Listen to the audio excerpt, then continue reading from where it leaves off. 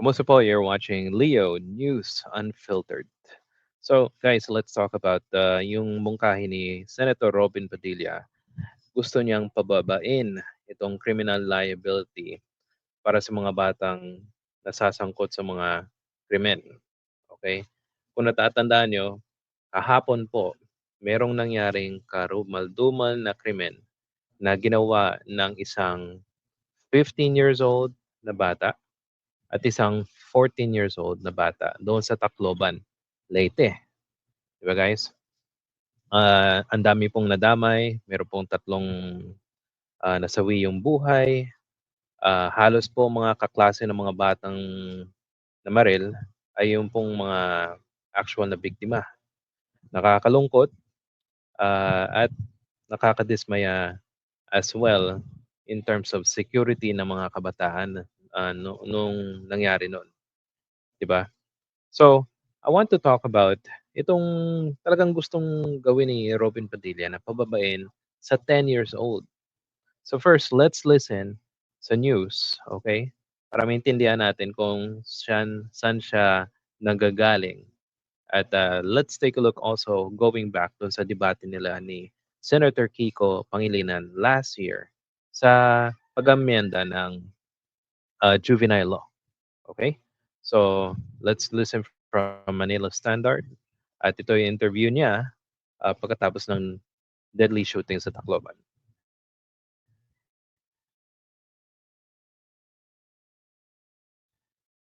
Sa pagkakataon aking panukala, ni-amend na natin yung juvenile ano na yan. Marami na akong ipinopost patungkol sa mga nangyayari sa ating kabataan. Merong ng rape, pinatay, merong nang hold up ng jeep. Ito, latest na naman. Kaya sana ang aking hingi na pabor sa aking mga kasama ditong senador, sana bigyan naman yun ng panahon at pagkakataon yung aking panukala. Ni-amend na natin yung juvenile ano na yan. Kasi talagang ang dami na eh. Nasa mukha na natin eh. At alam niyo hindi lang dito sa Pilipinas na merong ganyan na gawin yan. Ngayon din, dapat doon. So, siya mismo nagsabi na sa 10 years old, pinaka-minimum na age para maging liable ang isang bata. Imagine ninyo 10 years old, anong grade yon? Grade 5? So, kung, let's just say yung Senado ay pumayag na gawing 10 years old at wala nang ni isang batang gumawa nun. So, ang mangyayari, mawawalan siya ng saysay, 'di ba? Kasi nga, dapat mong isipin kung ano talaga yung dahilan kung bakit talagang gusto niyang ibaba sa 10 years old. Meron bang talagang mga kabataan na gumagawa nun? Ni isang example, si Robin Padilla, wala namang ibinigay dito sa video na ito. Kahit na bumalik tayo doon sa debate nila, which ipapakita ko po later, meron siyang ibinigay na example. Pero, pasok po sa programa o pasok po sa juvenile law yung mga sinabi niyang kaso. Now, let's talk about ano po yung juvenile law. Okay, so yung Juvenile Justice and Welfare Act of 2006 o Republic Act number 9344 ay isang primary Philippine law governing youth offenders. So it prioritizes restorative justice and rehabilitation over incarceration. Okay. So notably, it is set to the age of criminal responsibility and mandates diverse program for children in conflict with the law. Ano po yung mga key provisions at concept nito? So, ito po yung minimum age of criminal responsibility or MACR rather. So, yung original act ay na raise the age of criminal liability to 15 years old. Okay? Now, ito po yung hindi sinasabi ni Robin Padilla. Okay? At hindi po sinasabi ng ibang mga news organization. Kasi nga may nakita kong sinasabi na isang media na kung 15 years old, eh hindi po makukulong, etc. etc. Pero hindi po nila napag-usapan itong discernment factor. So, yung discernment factor for example, ang isang bata or kabataan age 15 to 18 years old are exempted for criminal liability unless they acted with discernment. Which means po, ang discernment is the ability to understand moral consequences of their action. So kung alam nila itong gagawin nilang, let's just say, yung krimen at they fully understand yung mangyayari, pero itinuloy pa rin nila, hindi po ibig sabihin na hindi na sila makukulong. Makukulong po sila, pero hindi po sila kasama sa mga adults. Yan ang dapat nating i-understand. Ang mangyayari po, they will go to youth care facility. So yung bahay, whatever it is. Okay? At they will or handled by a community-based diverse program. Okay. So, ayon dito, restorative justice, the law views juvenile delinquency as a public health and social issue rather than purely a criminal one, aiming for rehabilitation, community reintegration, and victim mediation. At naalala ko po, kung mapatunayan na meron discernment o ability to understand, alam po ng mga bata na ang consequence. Ang mga magulang po ng mga kabataan na ito ay pwede pong parusahan. Yan ang totoo, okay? At huwag po tayong maniniwala kasi ang dami nagkakalat ngayon ng post, kahit pumunta ka sa social media about yung issue ng shooting sa Tacloban. Tapos isa-cite nila na si Kiko ay primary reason para hindi makulong itong mga bata. Hindi po 'yan totoo. Kasi nga dapat, ah, yung kabataan na yun will, handle by social welfare officer. Tapos kung meron talagang discernment na ginawa talaga nila, they will be punished accordingly the same as the adults. Mapaparusahan po sila katulad po ng mga adults over 18 years old. Pero hindi sila makukulong together ng mga matatanda.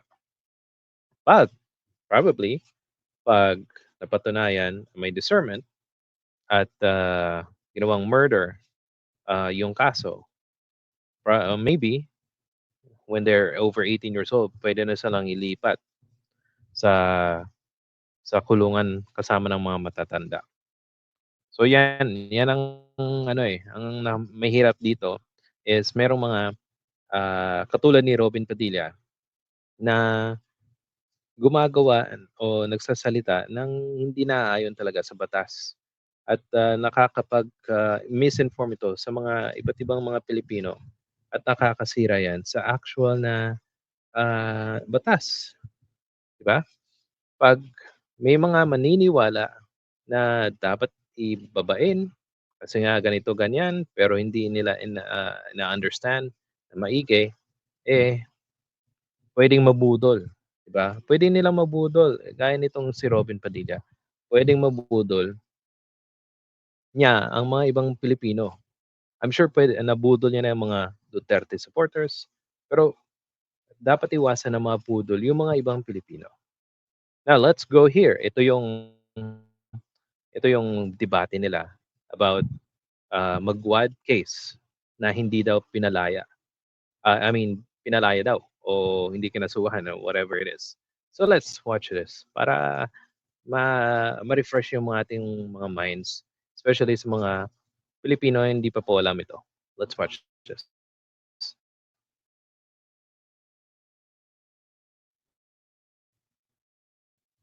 Oh, medyo loading ah. Sabi, hahantingin ko kayo. Sabi dun sa mga, papatayin ko kayo. Sabi dun sa mga pulis.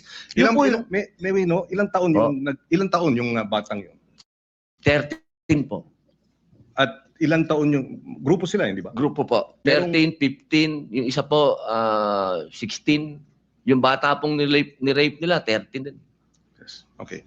Kaya ako tinatanong yun dahil yung bitiw na salita ng bata dito sa video na sinasabing ginawa namin ng krimen dahil alam namin hindi kami mapaparusahan ay maling impormasyon. Hindi tama na hindi sila mapaparusahan.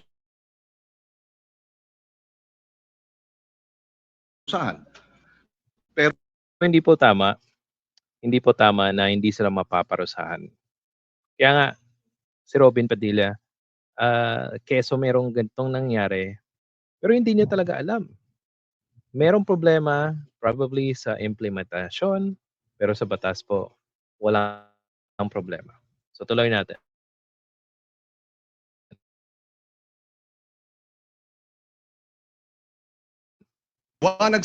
litisin bilang mga nasa hustong gulang na kapag napatunayan na meron silang discernment. At ang katunayan niyan, yung magwad killings, dahil sila ay menor de edad nung naganap, pero sila ay 16 at 17, sila ay nilitis bilang mga nasa hustong gulang at sila ay nakakulong ngayon. In other words, hindi tama yung sinasabi na dahil menor de edad, hindi pwedeng parusahan. Dahil yung dalawang involved sa magwad killings, pinarusahan. Nakakulong ngayon. Yun ang puntong isa. Ayaw nating mangyari ang mga ito. Dapat lang mabigyan ng hustisya ang biktima ng karumal-dumal na krimen na galing sa menor de edad. Subalit hindi tama pag sinabing kapag menor de edad, dapat pakawalan, number one, dahil pag pinakawalan yan, labag sa batas yan, at dapat parusahan yung mga nagpapakawala ng mga menor de edad na nagkasala. Yan ang batas. Iba ang batas, iba naman ang implementasyon.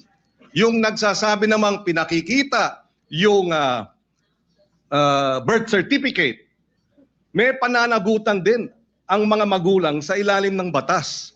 At yung mga nagsasabing ginagamit ng mga bata, may pananagutan din sa nasabing batas. In fact, ang parusa dun sa mga gumagamit ay yung parusa dun sa krimen na ginawa ng mga bata at ginamit ng mga sindikato. Ito'y madaling sabihin. Parusahan yung bata, ginagamit ng mga sindikato. Bakit?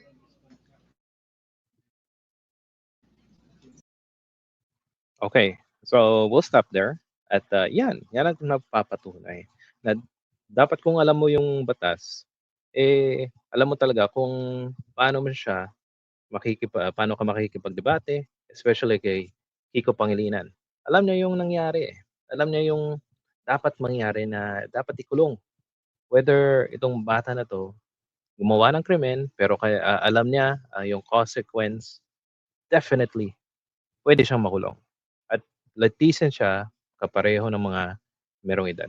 At remember, yung mga magulang, pwede pong kasuhan.